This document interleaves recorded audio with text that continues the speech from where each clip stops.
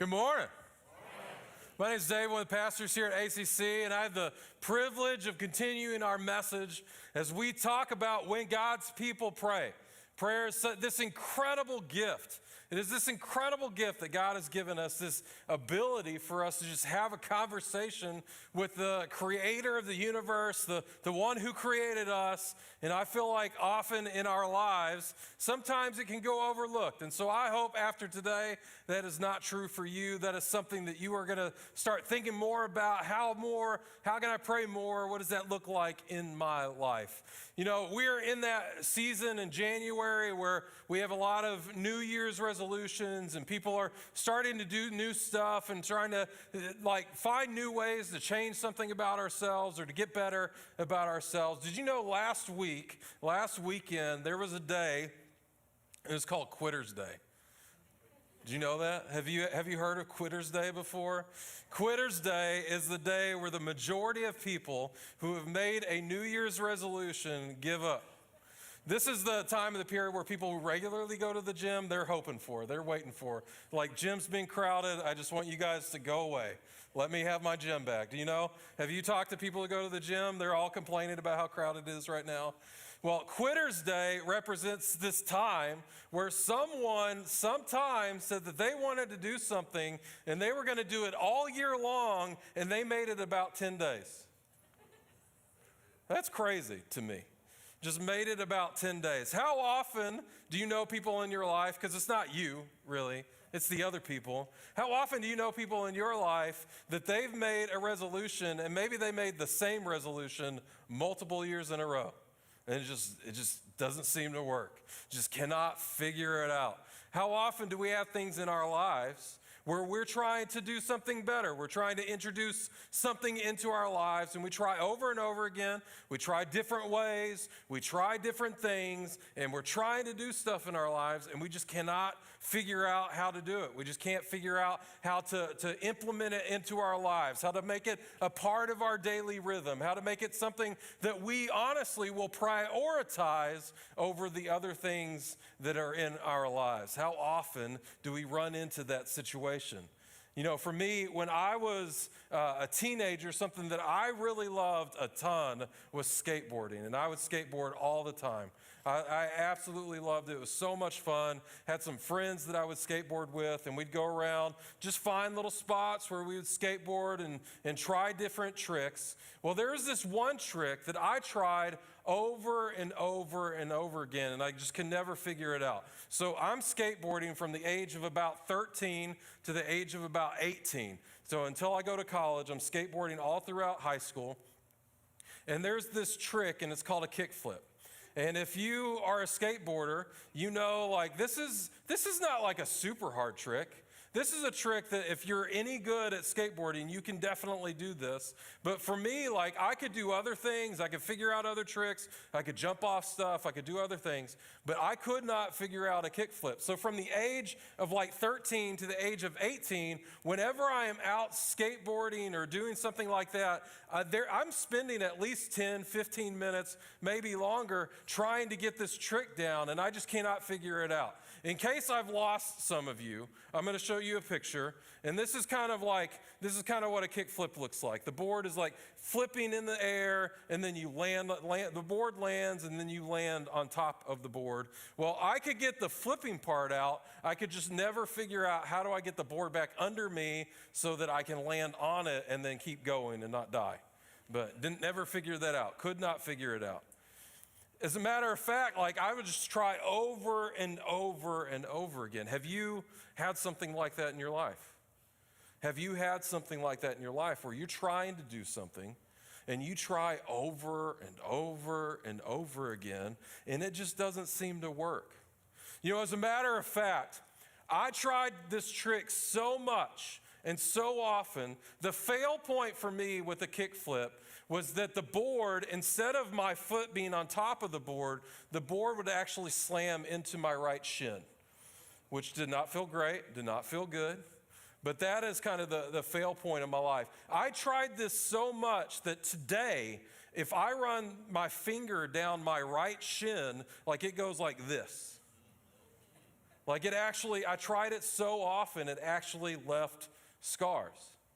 Now, here's the thing for us as we start to think about things that actually matter. Kickflips don't matter. But as we start to think about things in our lives that actually matter, things that we're trying to do to maybe build our relationship with God, get closer in our relationship with God, maybe build our relationship with our family, things that we're trying to put into our lives to be honestly, to be more like Jesus. How often have we tried something so often and failed so much that it's left scars? And it's left scars to the point where we don't want to do it anymore. Where we get to the point where we're like, I've tried so much. I just cannot figure it out.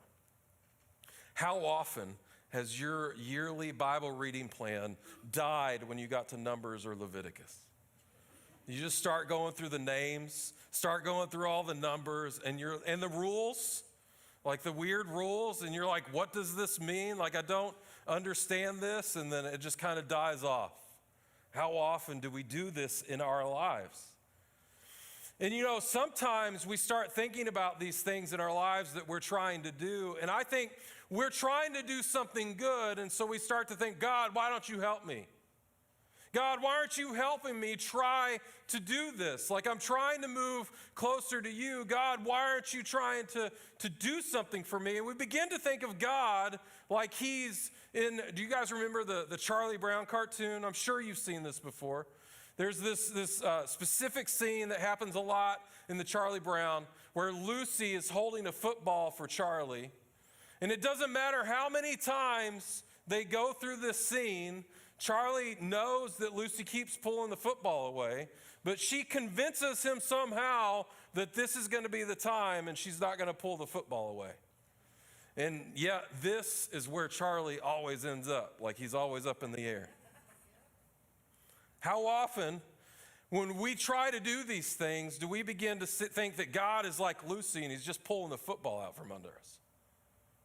When in actuality, in reality, God isn't Lucy, it's sin.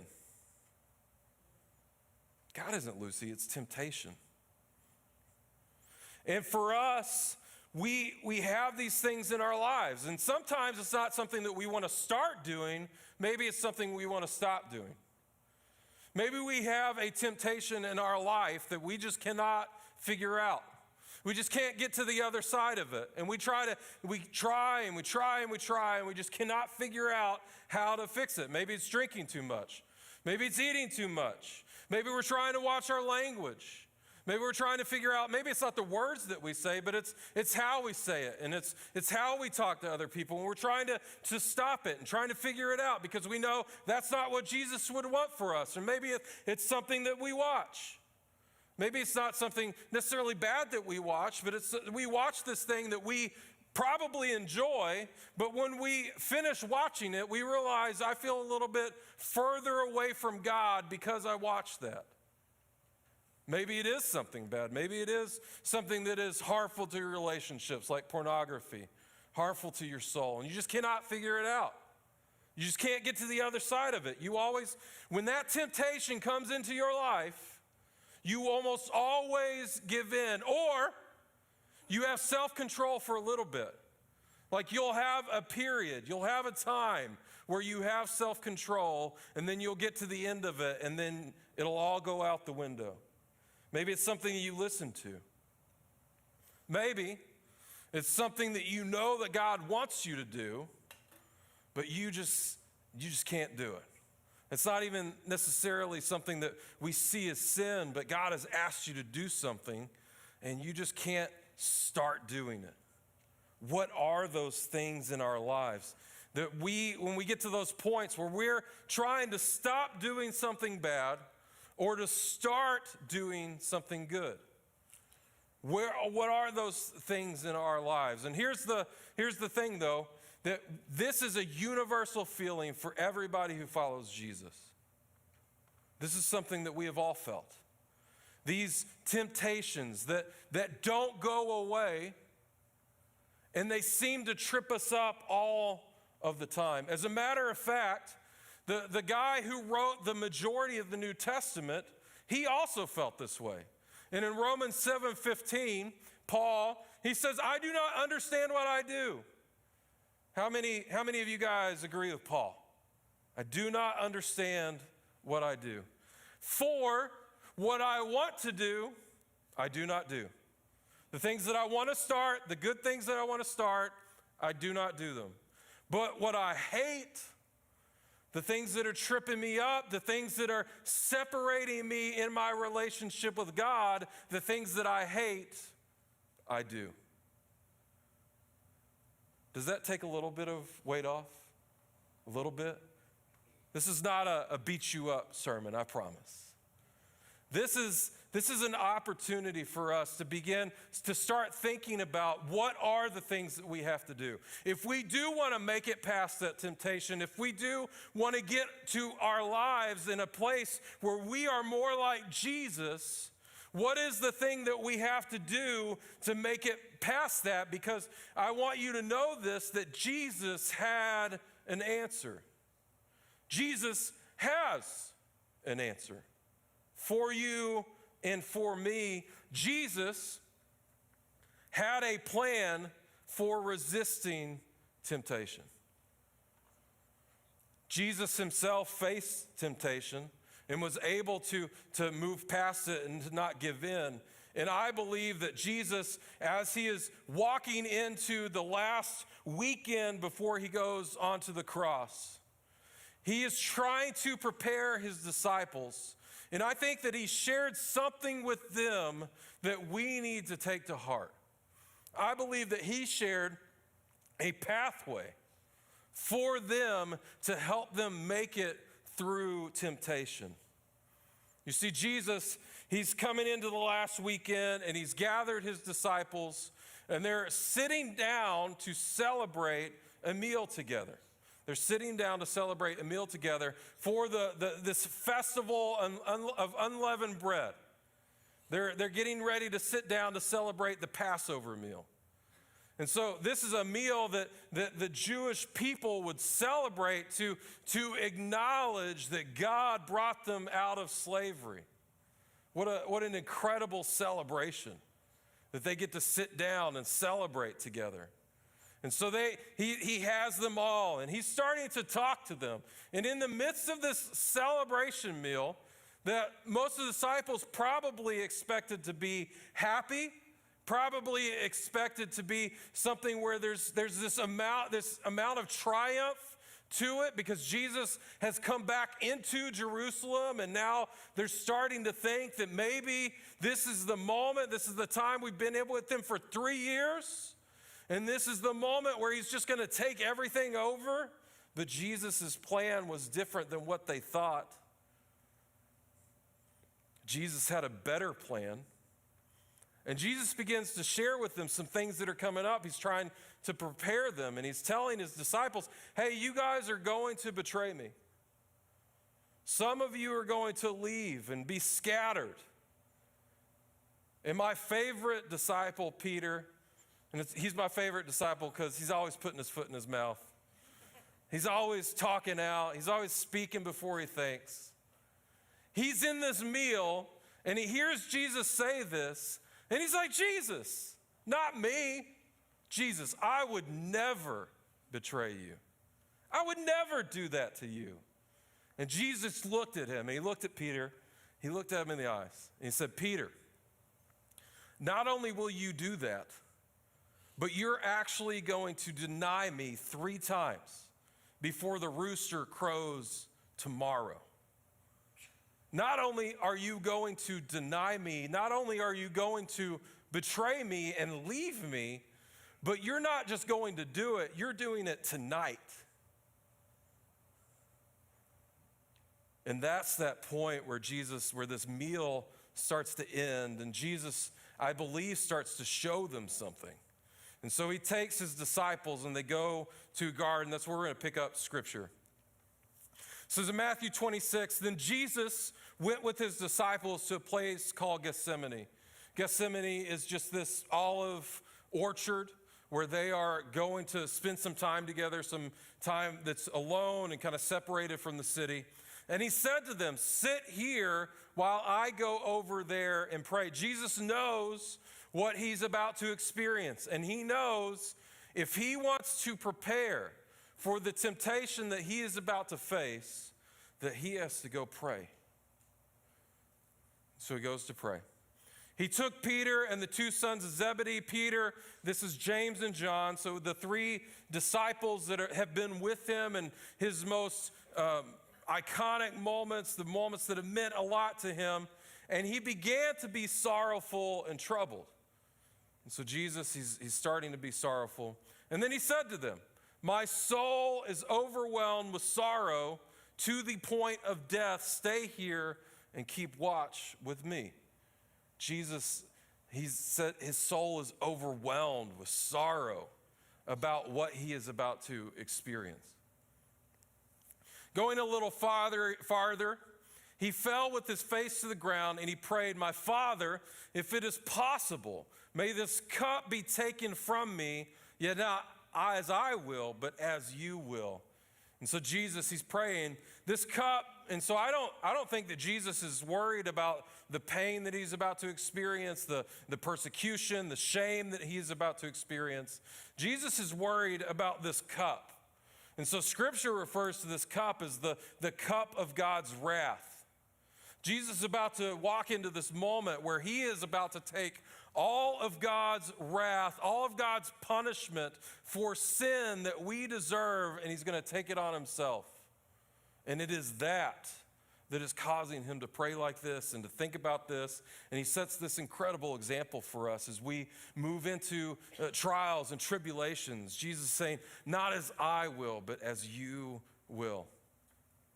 Then he returned to his disciples and he found them sleeping. Gosh, I hadn't even been there that long.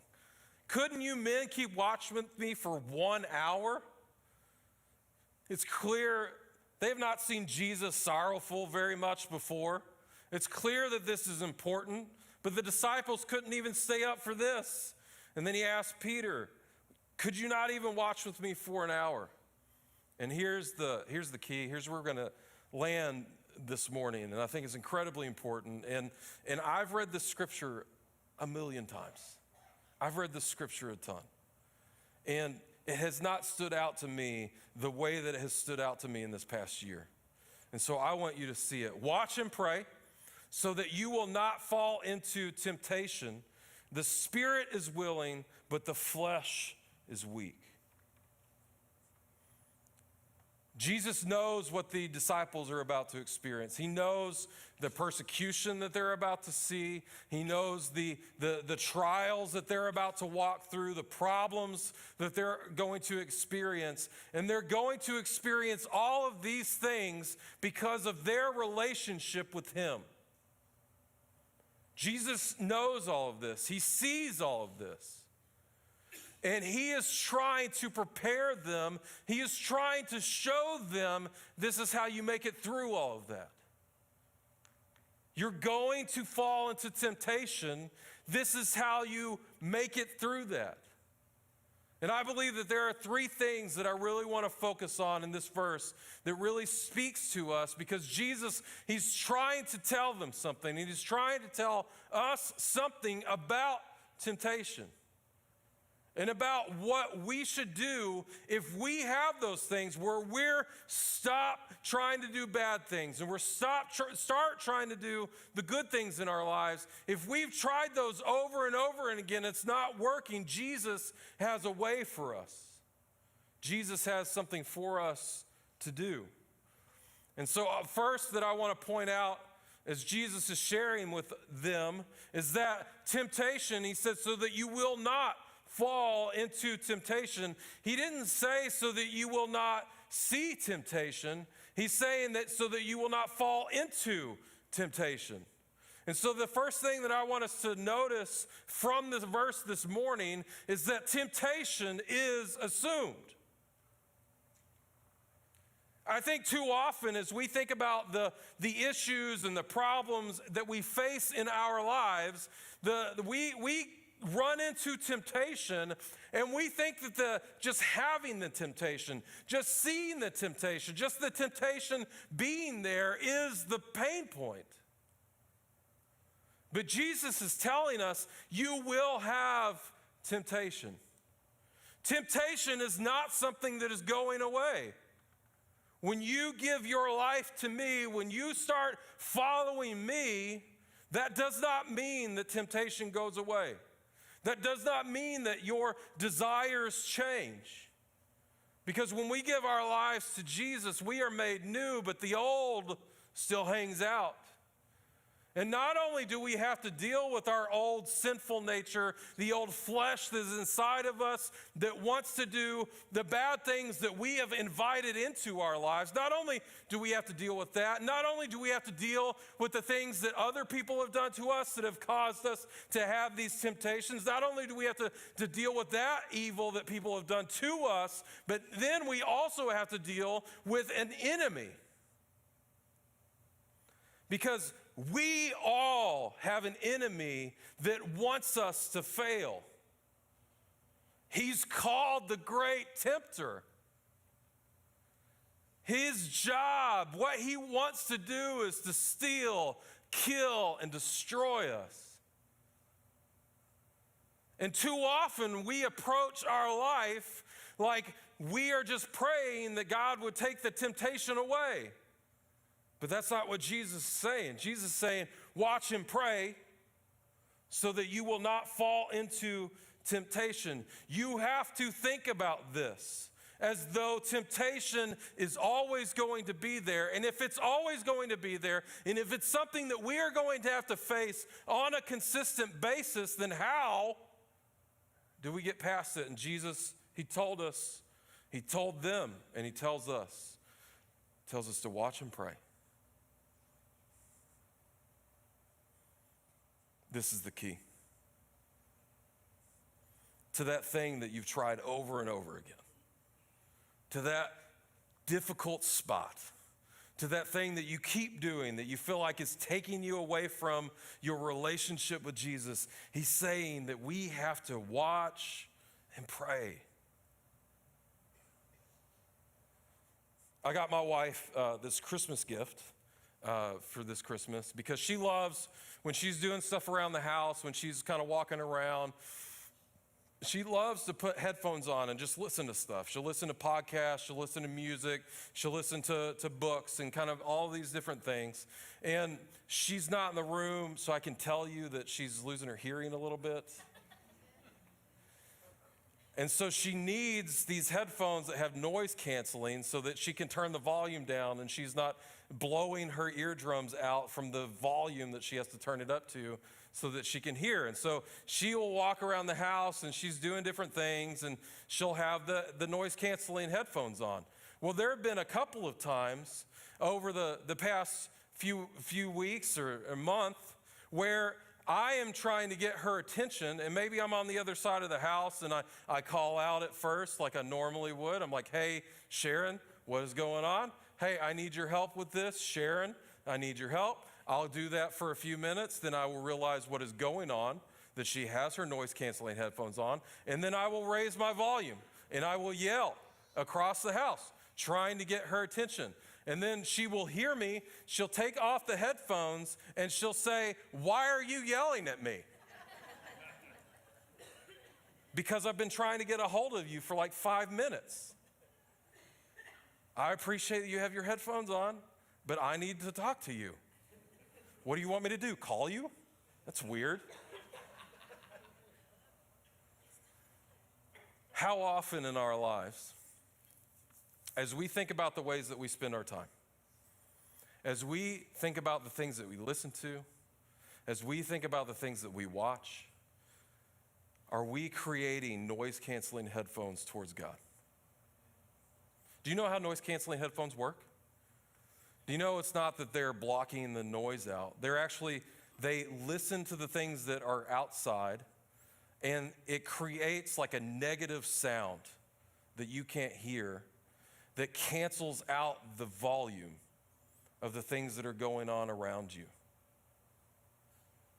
How often, when we think about the ways that we are spending time, when we think about our schedules, that when we get up, we don't give ourselves time, we're getting up immediately.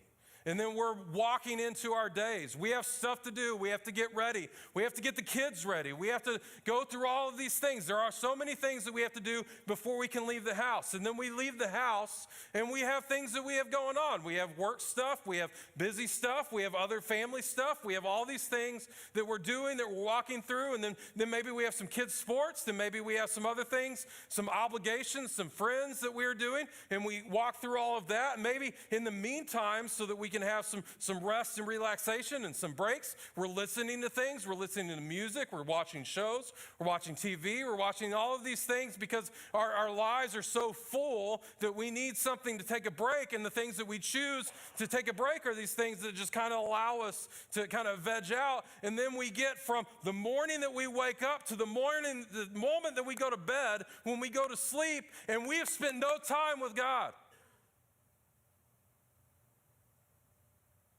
And all of that noise, all of that stuff has just created this noise canceling.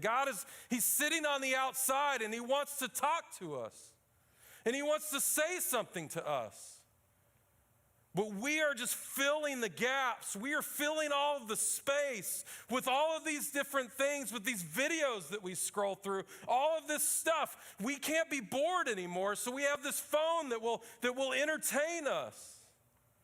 And what we have done is we have just filled every space. And so there's no room for God to speak anymore. And if we want to make it past temptation, if we want to, when we face those times in our lives, be able to move to the other side, still honoring God and who He is in our life, we have to have moments where He speaks to us, where we can hear what He says. And Jesus, He's trying to tell His disciples, He's asking them this question: without time spent in prayer, how can we hear God?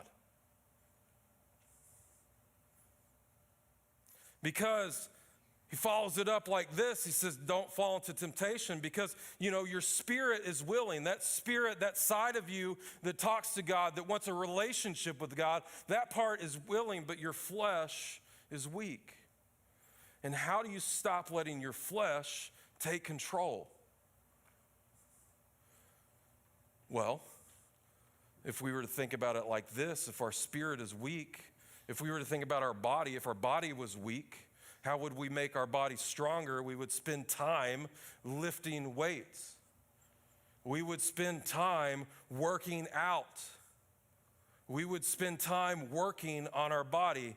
And if we want our spirit to be stronger, we also have to spend time making our spirit stronger. And the way that we make our spirit stronger is that we feed our spirit. And the way that we can feed our spirit is in prayer, where we spend time with God, allowing Him to speak to us, allowing Him to show us, reminding us that He's the one who's strong enough, reminding us that He's the one who's bigger than all of our problems, reminding us that He's the one who's bigger than our temptations, and here's the deal, reminding us that He's worth it.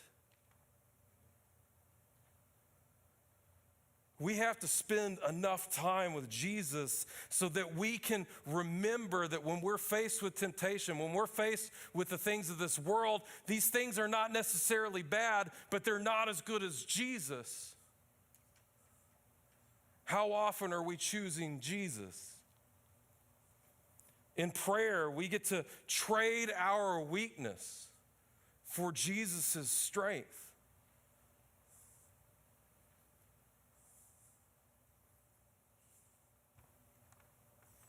And our flesh is going to fight it. Our enemy is going to fight it. But this is the key. We have to spend time in prayer. And you may be here this morning and you're like, I've never prayed a day in my life. How is that supposed to happen? What am I supposed to do? Prayer is just a conversation with God. When you get up in the morning, before you go to face all those temptations, align your day so that you have 10 minutes, so that you have 15 minutes, so that you have 30, 40 minutes to talk to him, to tell him about your problems, to take your family before him. Something that I've started doing in my life is every morning I get up about 5:30, 5:40 probably.